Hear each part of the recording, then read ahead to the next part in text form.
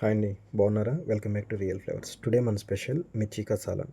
ముందుగా అడుగు మందంగా ఉన్న ఒక బాండి పెట్టుకుని దానిలో కొద్దిగా నూనె యాడ్ చేసి 8 బజ్జీ మిరపకాయని క్రాస్గా కట్ చేసి దాంట్లో వేసుకోండి. వాటిని కొంచెం అటు ఇటు వేపిన తర్వాత పక్కకు తీసి పెట్టుకోండి.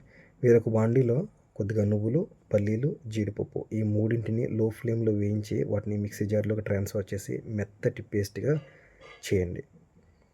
తర్వాత పాన్లో కొద్దిగా నూనె యాడ్ చేసుకొని ఆవాలు, జీలకర్ర వేసి వాటిని వేయించిన తర్వాత ముందుగా రెడీ చేసి పెట్టుకున్న పేస్ట్ని కూడా దీంట్లో యాడ్ చేయండి.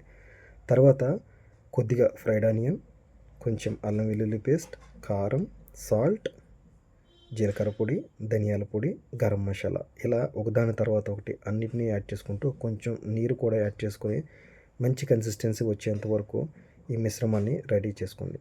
ఒక చిన్న నిమ్మకాయ సైజ్ అంత చింతపండు నుంచి వచ్చిన పల్పును కూడా దీంట్లో యాడ్ చేసుకొని కొద్దిగా నీరు యాడ్ చేసుకుంటూ బాగా కలపండి. మంచి కన్సిస్టెన్సీ వచ్చిన తర్వాత ముందుగా వేయించి పక్కన పెట్టుకున్న మిరపకాయలను కూడా దీనిలో యాడ్ చేయండి. ఇప్పుడు ఒకసారి ఇది మరిగిన తర్వాత టేస్ట్కి తగ్గట్టు సాల్ట్ని కూడా అడ్జస్ట్ చేయండి. ఇదంతా అయిన తర్వాత 3 నిమిషాలు హై ఫ్లేమ్ మీద, 8 నిమిషాలు లో ఫ్లేమ్ మీద ఉంచినట్లయితే గుమగుమలాడే మిర్చి కసాలన్ ready. Please like, share and subscribe.